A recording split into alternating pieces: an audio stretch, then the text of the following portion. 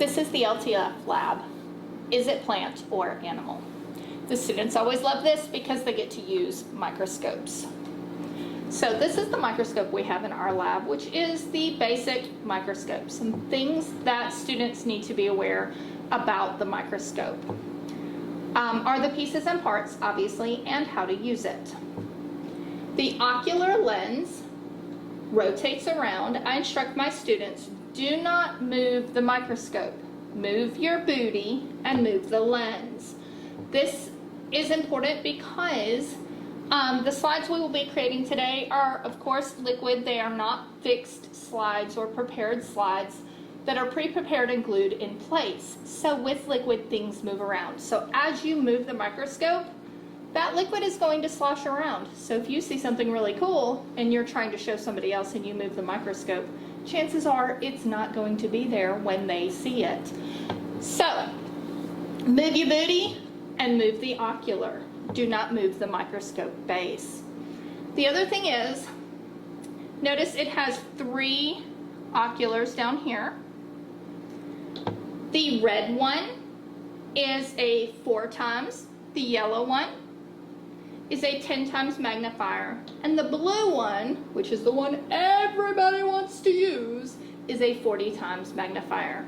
When you multiply that times the 10 times magnifier up top, you end up with 40, 100, or 400 times the magnification. Here's the problem, a design flaw. When you adjust the coarse adjustment close to the top, the lens is actually touching the stage, and this doesn't even have a slide on it. When you add a slide, then the lens almost always touches the slide, which can scratch the lens, dirty the lens, or crack your cover slip on your slide. So my students are not allowed to use the blue magnifier or the 40 times magnifier. Only I will adjust that for them. So that is another procedure that we have to instill and practice in my class with these particular microscopes. The other thing is, I tell the students, this is the microscope stage, and these are the stage clips that hold your slide in place. Another part of the microscope that is important is the diaphragm. This wheel on the side controls how much light comes in and out. Basically has different size holes within it, so as you turn it,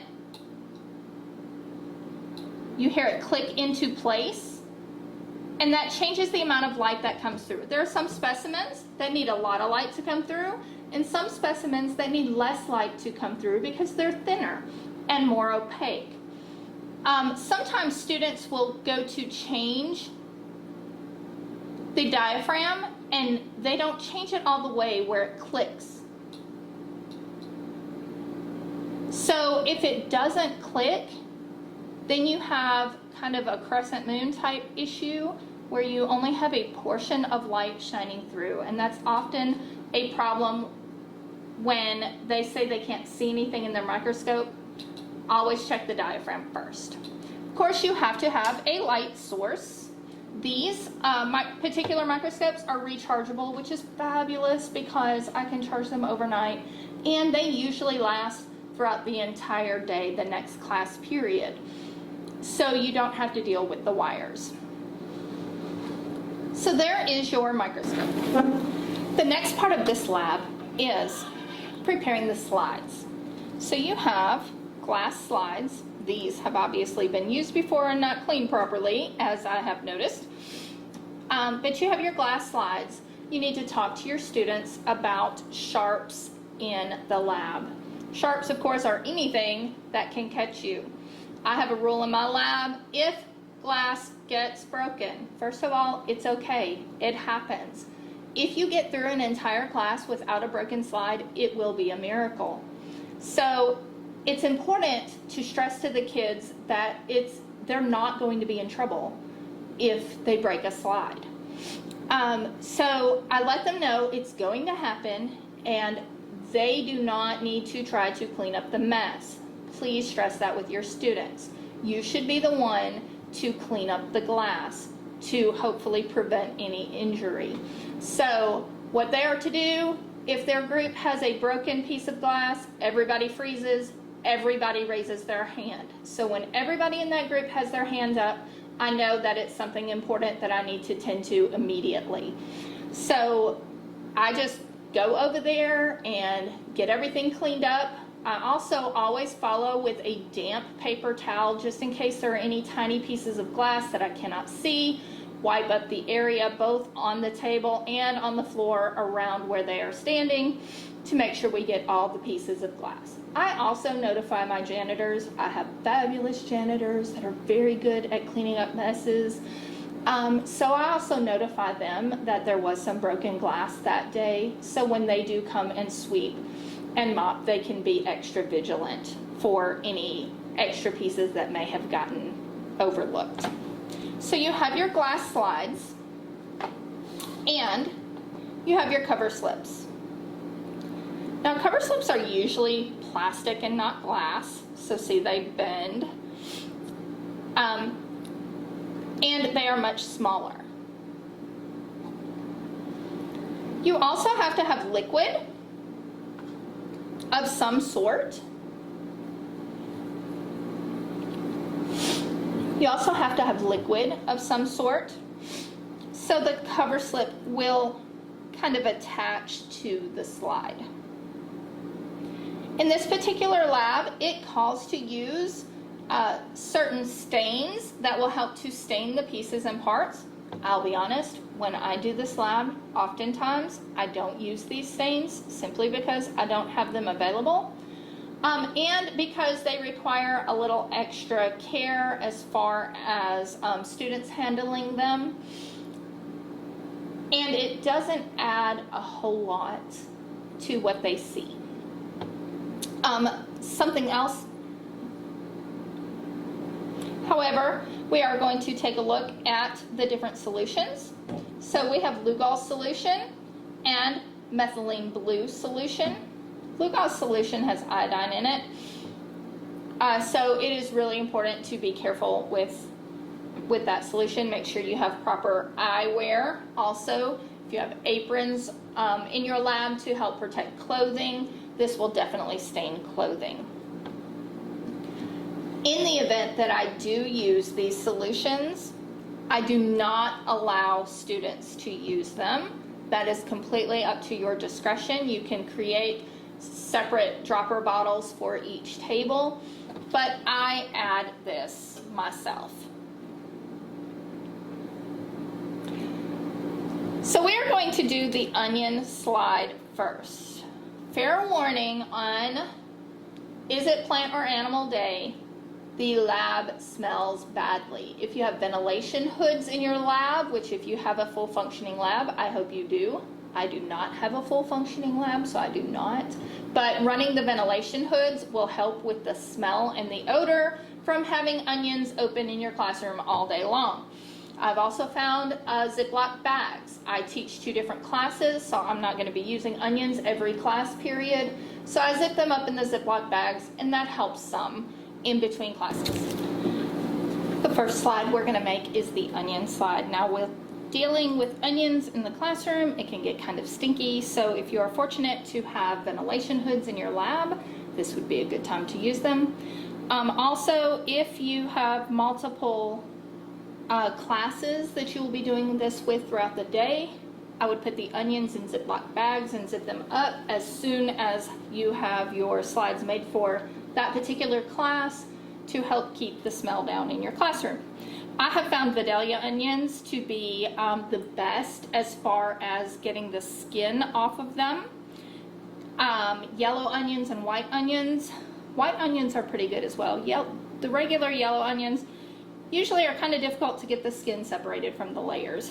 As Shrek would say, onions have many layers, and so what you want to do, I'm using dissection scissors, by the way, which work really well. I also have scalpels that I use, but I do not have access to those right now due to waxing of my classroom. So when you pull away the layers of the onions, in between each layer is skin. It is this thin layer of the onion.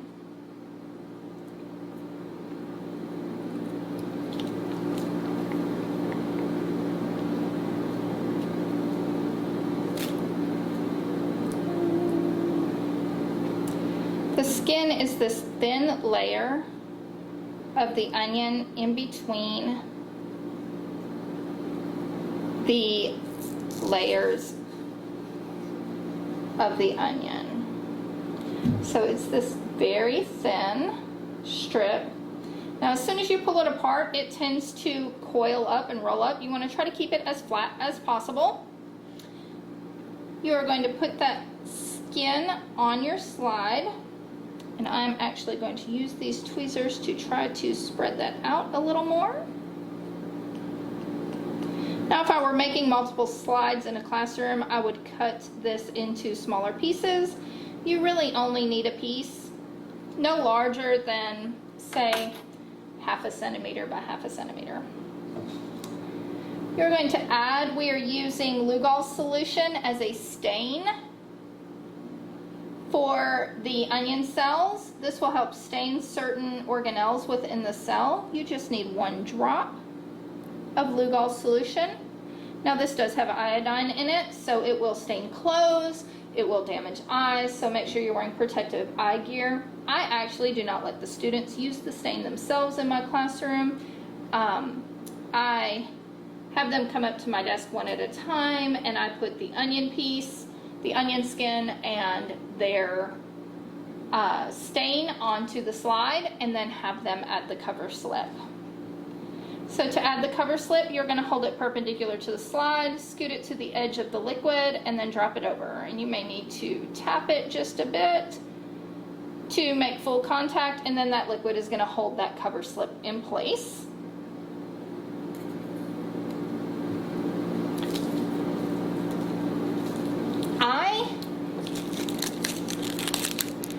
I do not use yellow onions. I use purple onions in my class.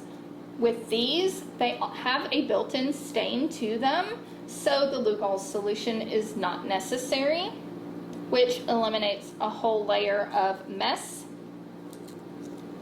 And so again, you're just going to use the skin between the layers, and as you see here, the skin in the purple onion is a whole lot easier to see and to get a hold of than the skin in the Vidalia onion was.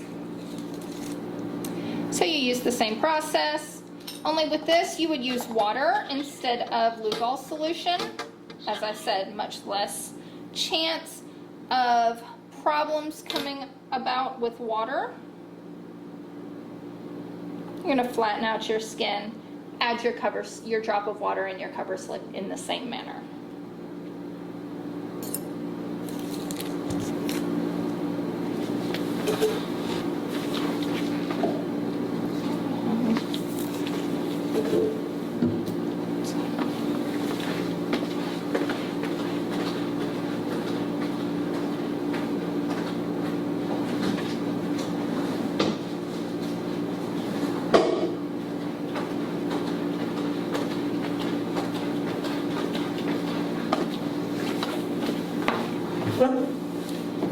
Now for the cheek cell. The kids get really excited about this because it is one of their very own cells that they can look at, which is exciting. However, unfortunately, some districts really frown upon you using your actual tissue.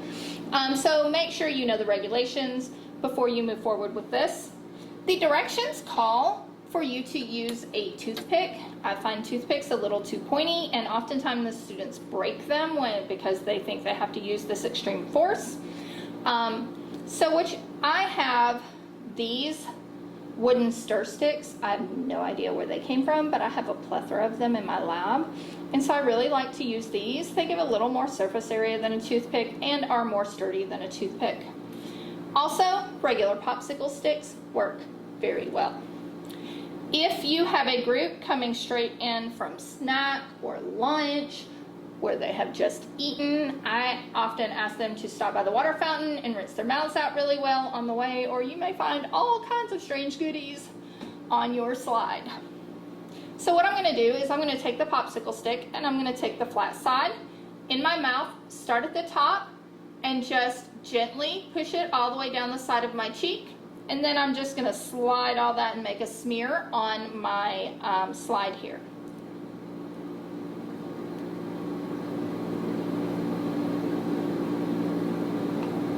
So I'm just going to rub all my slobber on there. And then I instruct them to put this straight in the garbage can.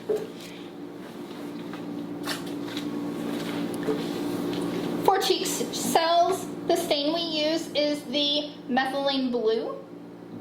Obviously, this will also stain their clothes. Make sure you're wearing proper protective eye gear. We're going to drop 1 drop on the slide, and the same process with the cover slip as before. You're going to hold your cover slip perpendicular to the slide, scoot it up to the liquid, and drop it down. That makes you a nice, pretty blue stain.